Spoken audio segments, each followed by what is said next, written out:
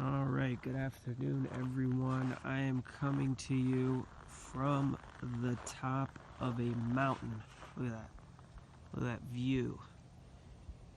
You've got Anchorage below, and look at that sun, and the mountains right above.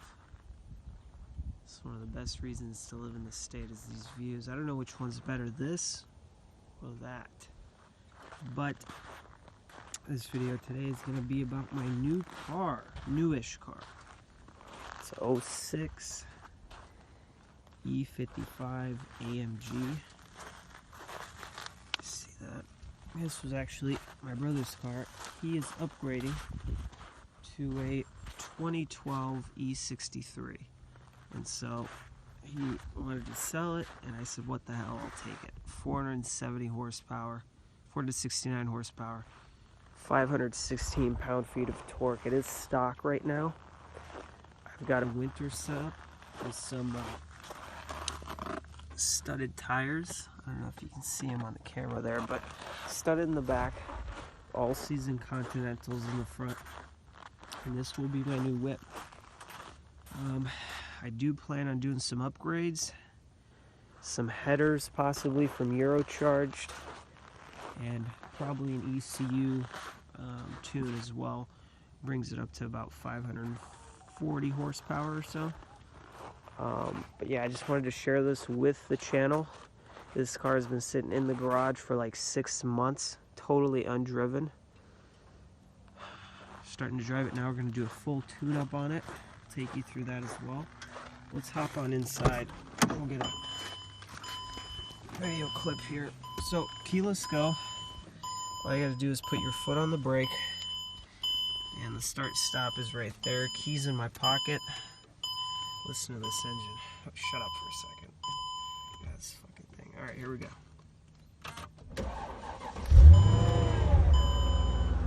Listen to that.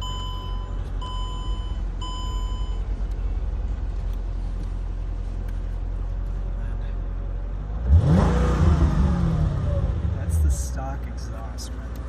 That again.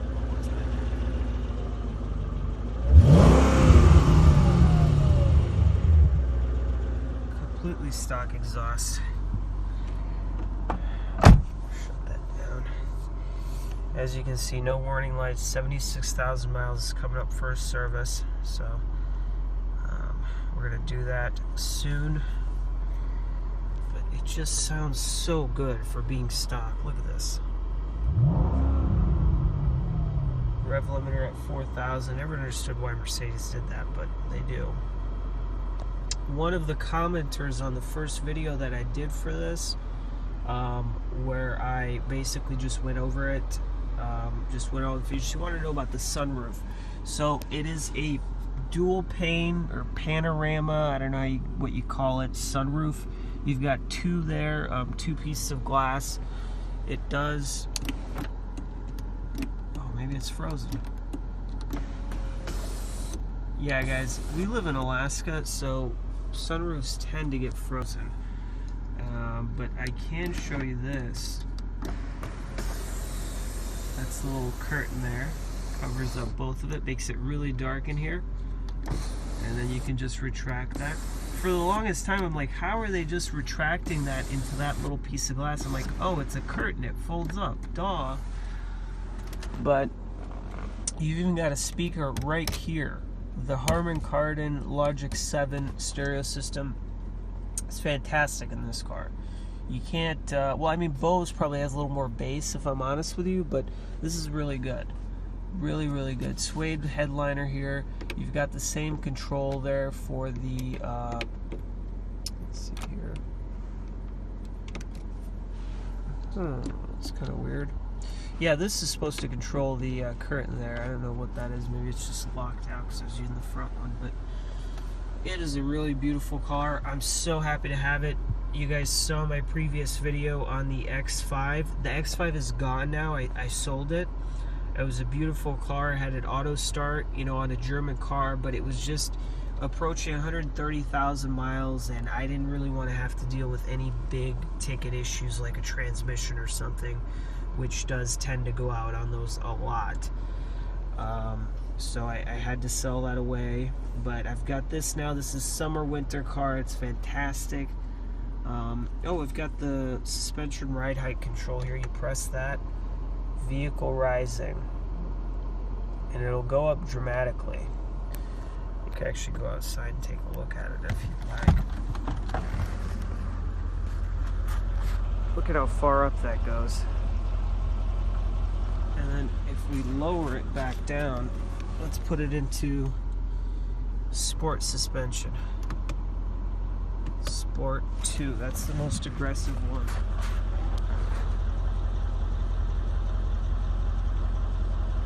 And let's see here. We're on a bit of an incline, so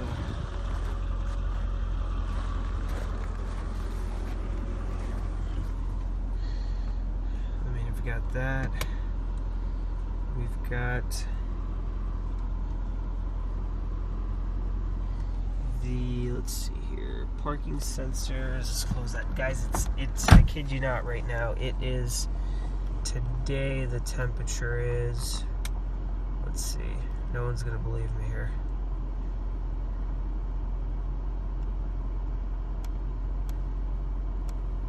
The temperature today, I mean, it's like 18 degrees, literally 18 degrees today. It's cold. Heated and cooled seats, parking sensors, and yeah, that's that. You got 3 controls here for the tuning of the car. You've got comfort, manual, first, second, third, 5-speed, 5G Tronic, beautiful transmission, and then sport. I keep it in comfort because, you know, it's snowing, you don't really need all the power, but let's take it just for a quick drive down the mountain. I kid you not, I am up a mountain right now in this parking lot. There's hiking trails and things up here, but it's such a pretty view, and I was like, this has got to be the best place to do a review or just kind of a reveal of this E55, because look at that view right there. You can't beat that. Look at that. Let's see if I can zoom in. That is Anchorage. But let's go ahead and head down the mountain. I mean, traction control literally just does not even turn off in this car. Let's put the sunshade down.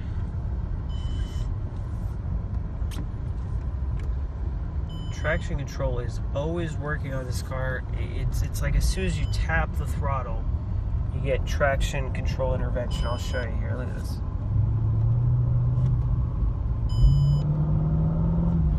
And of course, this car has the Sensatronic brake control, which if you look it up, it's essentially what it is they took the physical connection that you used to have to the actual brake, and now instead it's a computer. So you are pressing the brake pedal, and a computer is interpreting how much pressure you're placing on there, and then in turn putting that pressure onto the brake pedal. So it's a very complicated system. They had a lot of recalls, but what that leads to is when you press on the brake really hard, you expect to, you know, feel that ABS vibration. It's not going to happen. You're going to see this little triangle flashing right there. See, that's not traction control, it's ABS. And so it does take some getting used to, because the brake pedal is just hard, like right off the bat. As soon as you touch it, it's a stiff brake pedal. So it is kind of hard to modulate. That's my biggest criticism of this car, is the brake feel. But you know, for a 2006, this thing is just fully loaded, fully loaded. You can't beat it. I mean, you know, where else are you going to spend $26,000 and get a car that has 470 horsepower, 516 pound-feet of torque, and all these features? You can't do it. You have to spend over $100K now to get that. Going up this, so there's 2 roads that lead up to this mountain. It's called Flat Top up here, the Flat Top parking lot. And so this is where all the uber rich people live. Their houses are literally right on the side of the mountain. And this house is got like a really big gated area right here. The turn-in is fantastic on this car. I mean, in the BMW, sometimes it would be like a 3-point turn if I'm turning, you know, in between somewhere. In this one, it's pretty easy. Just forwards, backwards, you're done. That's it. Look at that view. Still climbing.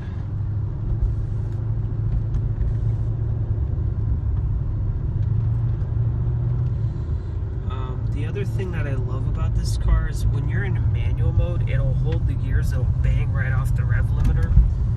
It won't upshift for you.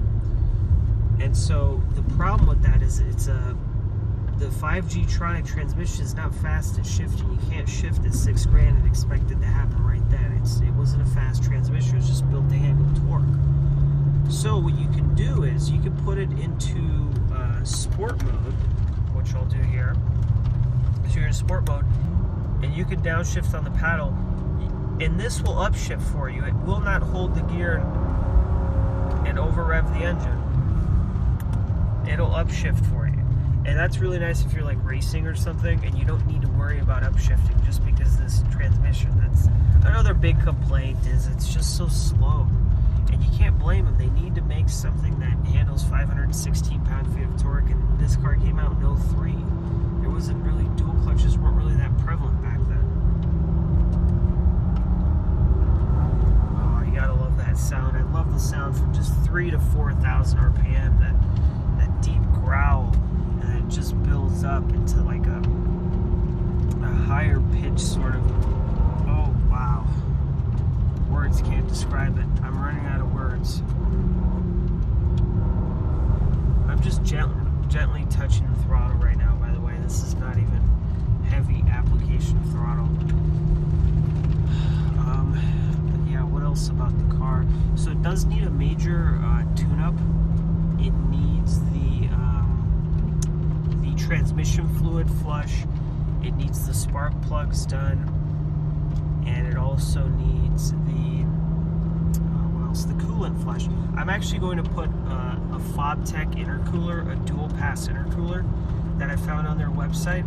It's about $300, but this car has some major heat soak issues, especially in the summer when you're just, you know, it's not even running it hard. You just press on the throttle all the way, and then you do it again, and then that's it, because the supercharger shuts down.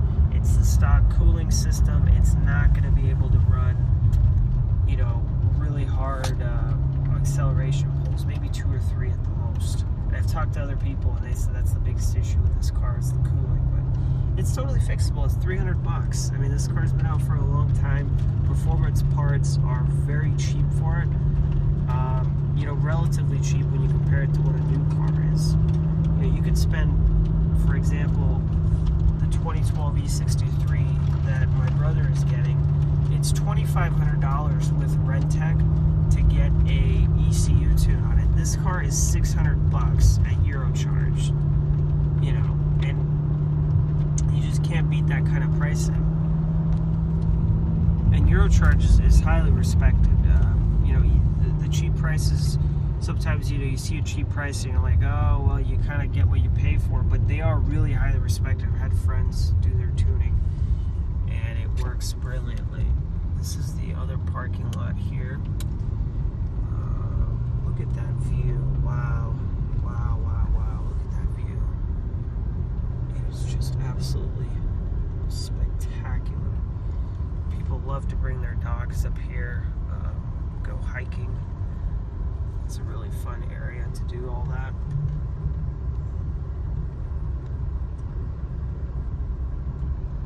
But yeah, in essence, this will be a new car for the channel. I can't wait till summer comes around. We're going to be doing a lot of videos. We have a lot of car meetups where, I kid you not, like 200 cars show up, and so we'll be getting that for the channel as well. But you know, I appreciate everyone watching, liking, subscribing. Let's get to 10,000 subscribers. Let's get up there. I really want to make this channel something special and unique. And you know, I cover a lot of different angles. I'm not just a car guy. I go from talking about cars to talking about basically politics, to talking about cigars, to talking about, you know, other things on the channel that you guys have seen. You guys have seen the hugely popular casino movie clips that, I mean, some of them have 1 million views. I don't own any of that content. I don't get money for it, but it helps build up the channel. So, you know, it's a very unique channel. It's not focused on one thing. So thank you for subscribing, you know, for staying loyal, and reach out to your friends. I mean, that's what helps, is you like these posts, you share them, you let people know, hey, there's some, you know, cool content here, and that's how we build a community. But anyway, thank you. I'm getting all sentimental, but thanks everybody for watching, and there's more to come.